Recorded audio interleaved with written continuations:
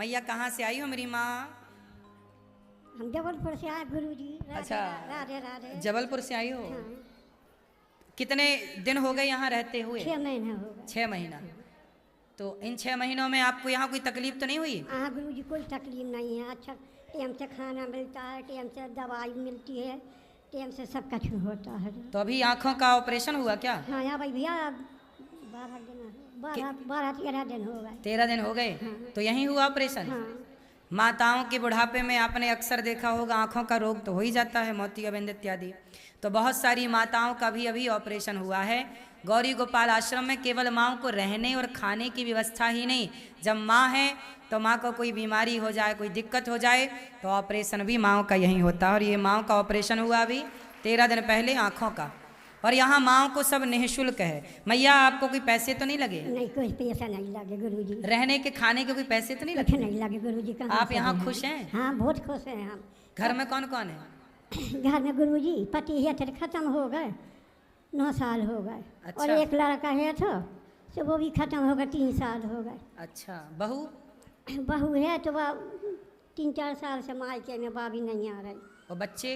बच्चे दो नाती हैं।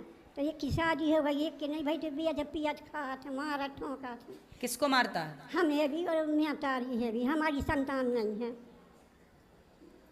तो आपका बेटे का बेटा है पोता? हाँ पोता है। तो पोता आपको मारता है? हाँ उन्हीं ने तो मार मार के भगाया। हमने टीवी में देखा तो हम इधर आ गए। पोते ने ही मैया को मार मार के भगाया। और मैया ने पोते की प्रताड़ना कितने दिन सहे, कितने दिन अब कष्ट सहे बुढ़ापे में मैया। तब यहाँ आई और मैया के पोते ने निकाला घर से। कोई रोका नहीं, फिर पोते को समझाया नहीं? कोई ने नहीं रोका गुरुजी, कोई ने नहीं रोका। क्या है तुम्हें इतनी बड़ी दुनिया डरी, जहाँ जाने चल जा, लौट के हमारे घर नहीं आना। पोते ने बोला कि जहाँ जाना है जाओ, जाओ, इधर नहीं आना। यहाँ मत आना। देखो पोता ऐसा कह, कितना बड़ा पोता है? मेरी उम्र का है, मेरे से बड़ा होगा छोटा होगा? एक नाती है वो 18 साल की, उसकी शादी नहीं भाई। जो आपको मारता था वो हाँ। कितने उम्र का है? वो हाँ इतने को वो अभी है 19 साल को होगा। अच्छा, हाँ 19 साल का है, वो मारता है आपको? 2 ही मारते हैं। तो उसकी शादी हो गई? एक की भाई, एक की नहीं भाई। और बहू भी 2 साल हो गए मायके में है। देखिए पोता माँ दादी को मारता है। सोचिए जिस उम्र में बच्चों को अपने माँ बाप का, माता पिता का, दादा दादी का आदर सत्कार करना चाहिए, उस उम्र में बच्चे बिगड़ रहे हैं और माँ बाप पर, दादा दादी पर हाथ उठा रहे हैं। मेरी आयु वर्तमान में 34 वर्ष रनिंग चल रही है, 34 ईयर। 34 साल का ये दास अनिरुद्ध है। मेरी उम्र के आप में से बहुत लोगों के पोता या बेटा मेरी आयु के होंगे। आप में से बहुत, माँ यहाँ बैठी हैं, दादाजी यहाँ बैठे हैं, आपका बेटा मेरी उम्र का हो सकता है, आपका पोता भी मेरी उम्र का हो सकता है। इतनी उम्र के लोग यहाँ पर बैठे हैं।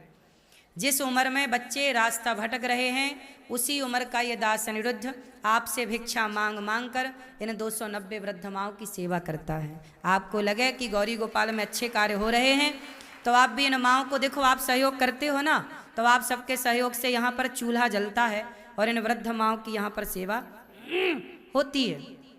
आप लोगों से बस मेरी इतनी सी विनती है कि आप भी इन माओं की, इनके पोते ने तो मार मार के निकाल दिया, अब ये आई गौरी गोपाल में, तो हम तो नहीं निकाल सकते ना।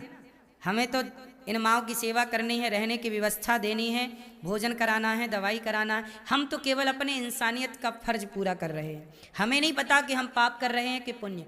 हम नहीं जानते कि ये पाप है कि पुण्य है। हम इतना जानते हैं कि जब मर कर के हम ईश्वर के घर जाएंगे, भगवान पूछेंगे कि अनिरुद्धाचार्य आ गए हो, बताओ तुम्हारी इस लंबी यात्रा में तुमने क्या क्या किया। तो मैं कह सकता हूँ कि प्रभु मैंने किसी को रुलाया नहीं, किसी को सताया नहीं, बल्कि रोती हुई माँओं को गले लगाकर उनके आंसुओं को पहुँचा है। उनके सिर पर छाया नहीं थी। जब पोता घर से निकाले, बेटा घर से निकाले, तो सिर की छाया तो चली गई ना। तो जिनके सिर पर छाया नहीं, उन माँओं को रहने की छाया, उन माँओं को खाने की रोटी। मैं चोरी नहीं करता, बेईमानी नहीं करता, डाका नहीं डालता, हाँ भिक्षा मांग मांग करके सेवा करता हूँ। आप लोगों से भिक्षा मांग मांग के, लोग कहते हैं ना महाराज जी आप तो मांगते ही रहते हो। क्या करें साहब, मांगे नहीं तो क्या करें। हम कोई बिजनेस तो करते नहीं, व्यापार तो करते नहीं, बिजनेस व्यापार तो माँ की सेवा करते हैं। तुम्हारी तो एक माँ है, तुम्हारे परिवार में तो 4 सदस्य हैं, तुम 4 लोगों के लिए कमाते और खाते हो। पर गौरी गोपाल में तो 290 माँ है, 150 बच्चे हैं, और यहाँ 400 गौ माता है, 100 से अधिक नंदी हैं, और कोई भी आ जाए वृंदावन में लगभग 30,000 लोगों को पर डे नित्य यहाँ भोजन प्रसाद निःशुल्क मिलता है। तो हमारा तो आप सभी परिवार है, इतना बड़ा पूरा भारत, पूरा विश्व हमारा परिवार है। तो सबकी सेवा करनी है तो भिक्षा मांग की ना होगी, बोलो हाँ या ना। तो हमें भिक्षा आप देते हैं तो बताओ, आप सबके सहयोग से ये गौरी गोपाल बना, और इस गौरी गोपाल में आकर के किस किस को आनंद मिला ये बताओ। आनंद मिला? क्या मिला आपको? गौरी गोपाल में आप आए तो यहाँ आपको भगवान श्रीमन नारायण का दर्शन हुआ, श्री सीतारामचंद्र भगवान का, श्री गौरी गोपाल भगवान का दर्शन हुआ। यहाँ आए तो वृद्ध माँ का दर्शन हुआ, यहाँ आए तो भरपेट भोजन मिला। अब बताओ ना, आप सबके सहयोग से सेवा किसकी हो रही है?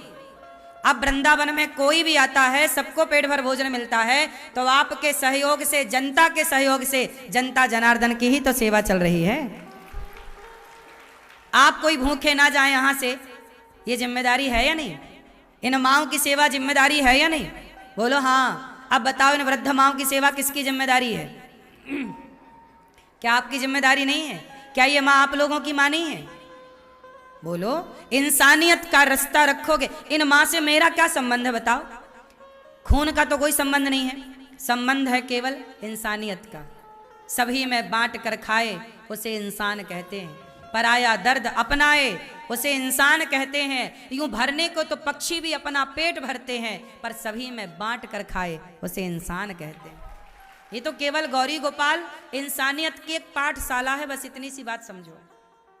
गौरी गोपाल क्या है? इंसानियत की पाठशाला। किसकी पाठशाला? इंसानियत कहीं सिखाई जाती है, कोई यूनिवर्सिटी, कोई कॉलेज, कोई स्कूल में ना पढ़ाई जाएगी। इंसानियत को पढ़ना हो तो गौरी गोपाल आओ, आप पढ़ पाएंगे इंसानियत को। ये बात सही है कि गलत है? इंसानियत की पाठशाला गौरी गोपाल है। आपको भी लगे कि आपको भी इन वृद्ध माँओं का बेटा बेटी बन जाना चाहिए। इन माँओं को 2 वक्त की रोटी आप भी दे सकते हैं। माँ को सुबह का नाश्ता, दोपहर का भोजन, शाम का भोजन, रात्रि का 1-1 गिलास दूध, 290 गिलास तो दूध माताओं को रोज चाहिए।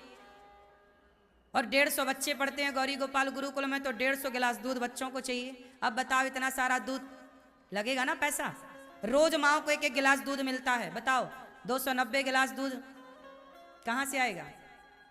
आप यदि एक माँ को भी 1-1 गिलास दूध देने का संकल्प लें कि आज का दूध माँ को हमारी ओर से, आज का भोजन हमारी ओर से, आपके सहयोग यदि होगा तो आपके सहयोग से ही माँ को रहने की व्यवस्था हुई, आपके सहयोग से ही ये सब कार्य हुआ। तो मेरी प्रार्थना है कि आप बड़े बनिएगा। वामन भगवान जब राजा बलि के द्वार पर गए तो मांगने गए थे, 3 पग भूमि, तो छोटे बनकर गए। मांगने वाला छोटा होता है, इसलिए दास अनिरुद्ध बहुत छोटा है आपसे। आप देने वाले हैं, बड़े बनिए। और बड़ा वो नहीं जो बड़ी गाड़ी और बड़े बंगले में रहता हो, बड़ा वो है जो किसी भूखे को रोटी दे, प्यासे को पानी दे, वो बड़ा है। तो आप भी बड़े बनिए, किसी का सहयोग करके आओ। मैया बाप यही रहना मेरी माँ, ये दास अनिरुद्ध आपका बेटा बनकर आपकी सेवा करेगा। आप भी इन माँओं के बेटा बेटी जरूर बनेंगे, मुझे पूरा विश्वास है। आज पूर्णिमा है, संकल्प लीजिए कि आप किसी का साथ देंगे, माँ का भोजन देंगे, आपके काम पूरे होंगे। दानम दुर्गति नाशनम, दान करने वाले की कभी दुर्गति नहीं होती। आओ, कुछ भक्तों ने नाम पहुँचाए हैं, आप जैसे दानवीर महापुरुषों के नाम सुनेंगे और नाम सुनने के बाद आगे की आरती की ओर चलेंगे। दानवीर महापुरुषों का नाम सुने, और नाम केवल आप और हम नहीं, बिहारी जी भी सुनते हैं, यमुना मैया भी सुनती हैं, और आप सबके दान के साक्षी भगवान श्रीमन नारायण हैं, लक्ष्मी नारायण भगवान, गौरी गोपाल भगवान साक्षी हैं।